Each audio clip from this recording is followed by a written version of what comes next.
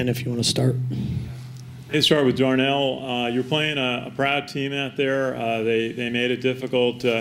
Just tell us about the challenge of playing this Lafayette team. So our mentality going in is that every game that we play is the hardest game we have. So I think Lafayette played a great game. We basically going into the game, we knew that we couldn't get complacent.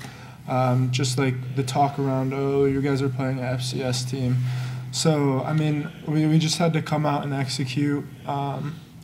Be perfect on our fundamentals, and we were off and on that.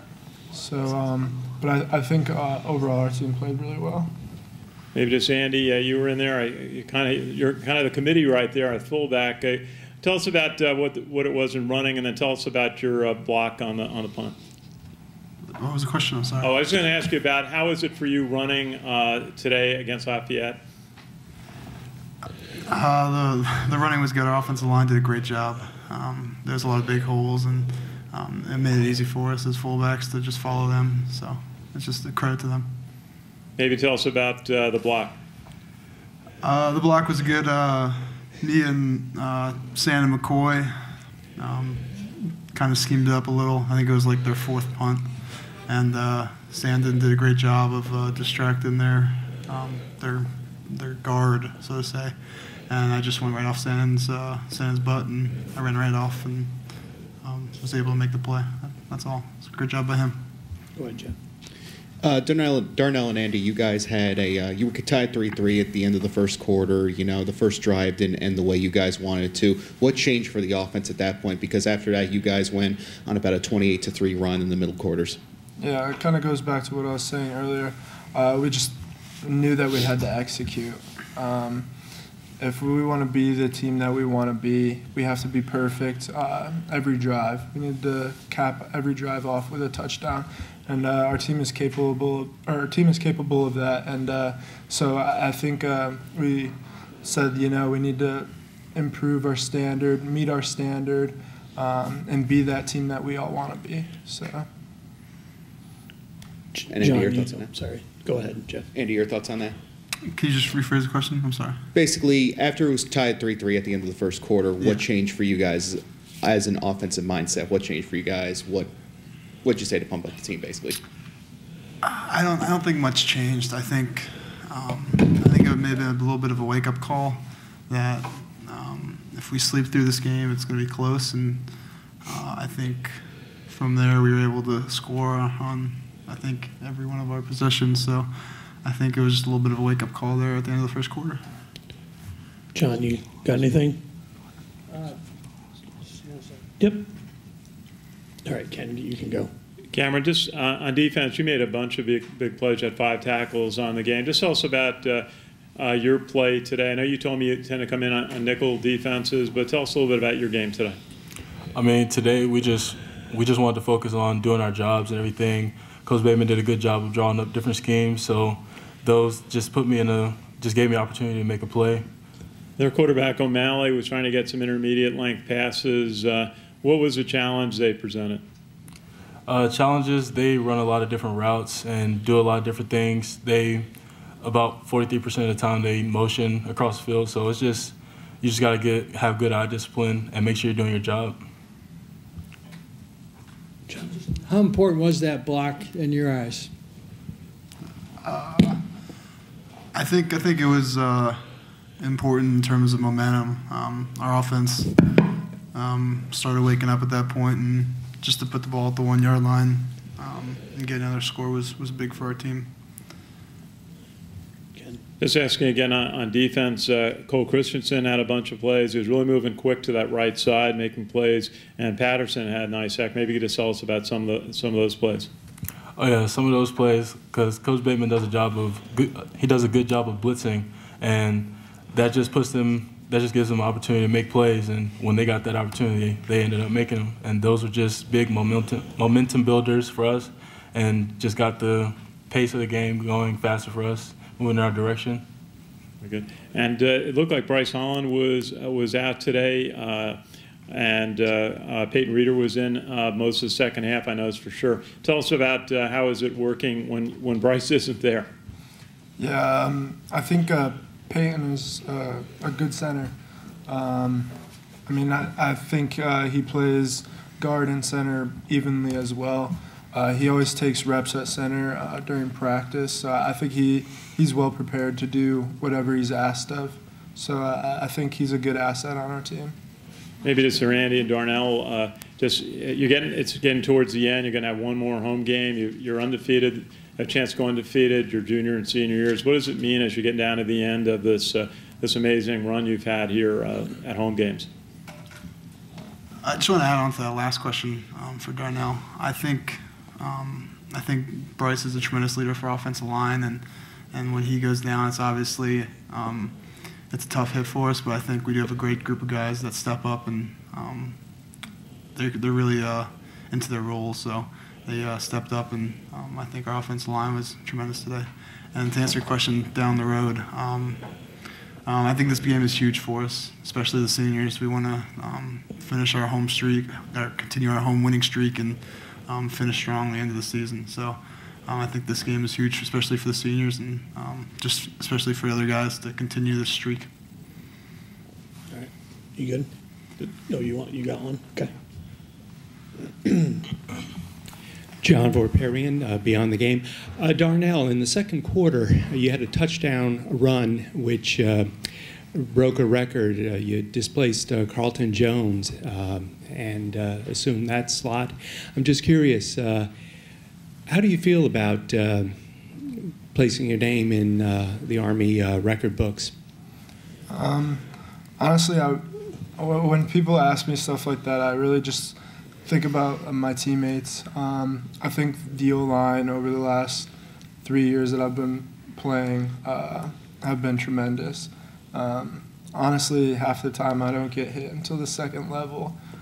So all the things that I have accomplished is really what the O-line and the offense has accomplished. So that's how I see it. All right. Well, it was good enough to win, and that's about the nicest thing I can say about it. It was good enough to win. It wasn't.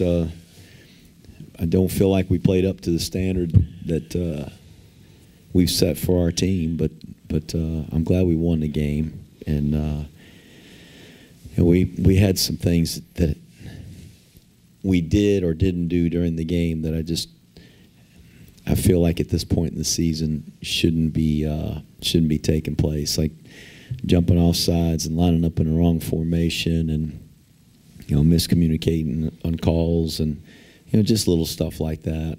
And we've got to get it corrected. Unfortunately, it wasn't so bad that we lost the game, but I felt like there were things we could do collectively a lot better. There were some really good individual efforts, some really good plays by guys on the team, and some really good plays by some guys that made some errors too. So I challenged our team this week to try to play our very best football, to play the best that we can play. And at this point in the season, really, we need to be doing that. If we're gonna accomplish the goals that we've still got out there, we've got to be playing our best football. So I don't think we did that today, but it was good enough to win, and we made some plays, and hopefully it's something we can get corrected and play better next week. We'll certainly have to. We got an outstanding undefeated team coming in here next week. Good. Coach, maybe to start with the defense, held them to 159 yards, no touchdowns. You stopped that drive early after the punt fumble, held them to a field goal. Did you feel good about how the defense played overall? Yeah, there was some really good stops in there. The drive for a touchdown in the fourth quarter was a little unnerving. We had them in a third down. They hit a screen pass and gained some yards, and then they hit another screen pass and got it down in there, and then threw a ball down to the 1 yard line. We kind of had the guys surrounded, and he made the catch. There were some good stops, but again, I guess I look overall. We're averaging 31 points a game. We got 31 points today. They were averaging 14 points a game. they about got there 14 points a game. So it was pretty average day all the way around. So that's kind of the way I feel about our performance. It was just average, and probably the job I did getting these guys ready to go this week was probably about dead average. So I got to do a better job next week. It looked like Lafayette was trying to stop your dive play early on, especially, but you were able to make some plays out to Hobbs and Asbury, and you got a couple of passes to Hayes and Coates, and the nice pass to Holt. Were you able to get the ball out to the perimeter today, you felt? Some. I thought we had a couple pitch plays where it was Kelvin made some good decisions and got the ball out there, and one we got out there in the fourth quarter real late. It was a late pitch, and it was a third down play, kind of a long yardage play. We pitched to Asbury, and he made a nice run, and so there was some good plays on the perimeter. We were getting some yards inside. We just never broke any of those wide open, and we just couldn't quite get past that second level. The linebackers, the safeties falling back in there to pop one of the fullbacks loose for a long one, and I wish we could have done that to kind of break it open a little bit. And all of a sudden, Peyton Reeder's in at center. Bryce Allen was not. What is Bryce's situation? He had hurt his foot in the game, so hopefully it'll be something that isn't that big of a deal. But it was painful, and so he came out in the second half. He's in street clothes. So, but I was just down in the training room and saw him. We're going to get it checked out tomorrow and see what's going on. And we can't see what's hidden behind the skin, so. They got machines to take care of that. We'll figure out what's going on with that, and hopefully he'll be able to play. He's certainly a big part of our offense. John. Was a block kick in the third quarter? Well, it was a big play in the game at that point, just to kind of stretch the lead a little bit. If I recall, it was 17-6 at the time, I think, when we blocked it. So a big play, and to be able to get points right there, and not have to trot the offense out there. I guess we had for one play. I thought we'd gotten in, but he was down. I saw the replay, but it's a big play. And special teams is such an important part of the game, and it gets lost a lot of times. They're those golf clap plays. If you snap the ball to your punter and he punts the ball down the field and the guy fair catches it, get a nice little golf clap. Here we go. And if they punt it to you and you got a decent return and you trot the offense out there, good stuff. It's the big plays that make such a difference. And we about gave up a big kick return. I was a little disappointed about that. Just not doing a very good job covering that one kick. And but we returned it with the block kick of our own. I thought that was a big play in the game. And I didn't see exactly what happened. They said it hit Andy Davidson on the helmet.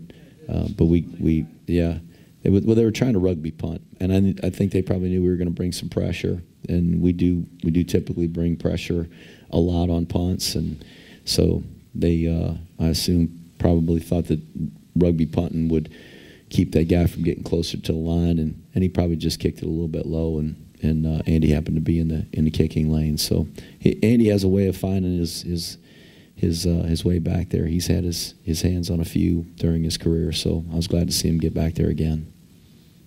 Go ahead, Jeff.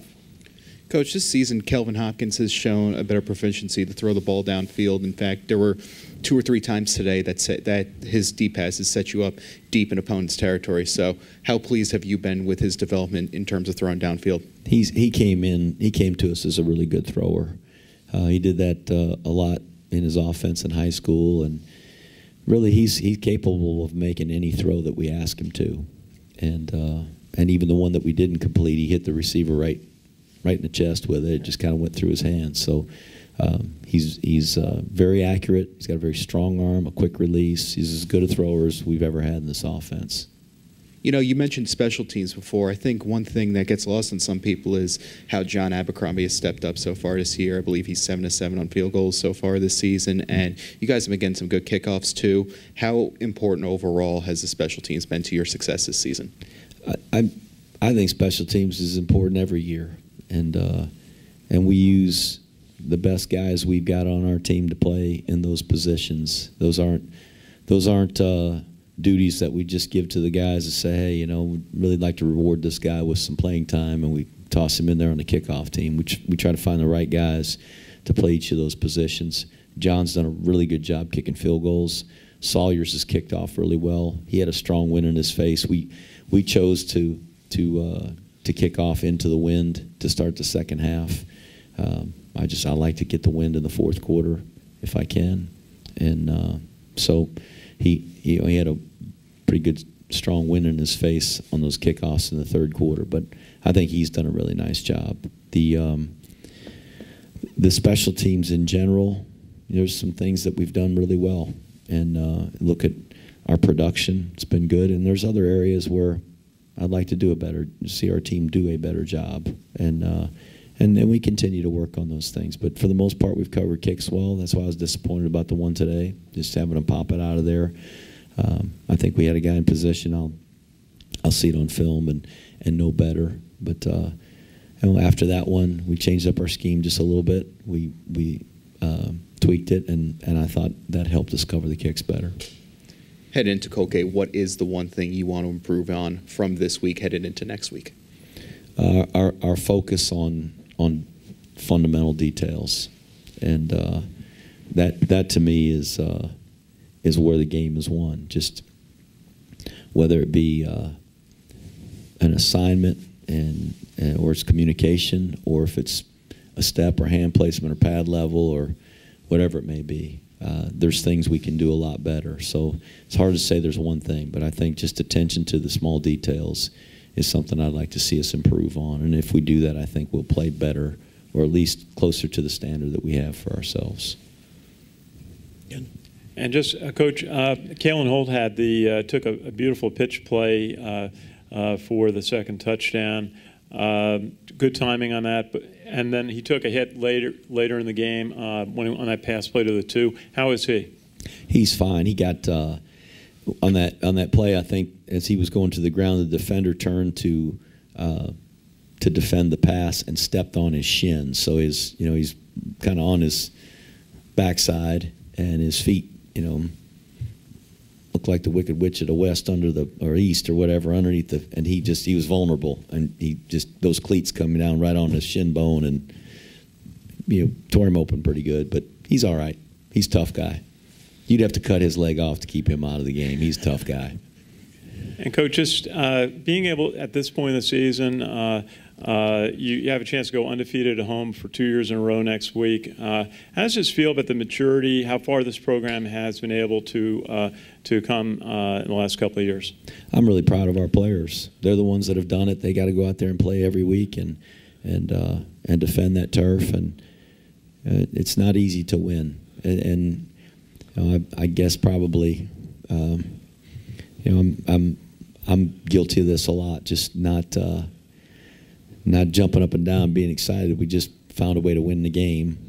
More about the way we play, the standard that we have for our team, and I want us to play the best we can play, and so I'm hopeful that we'll do that next weekend for these seniors, so they can go out and leave Mikey Stadium with something that they've passed along to the younger guys, just a standard for excellence. And I think that's what this senior class has done. They've been very successful the last 3 years. We've been very successful here at home, and I want to see that continue. And the game next week is not going to be an easy one. They're a really good football team, very well coached. They're going to be a very confident football team. They got a lot to play for.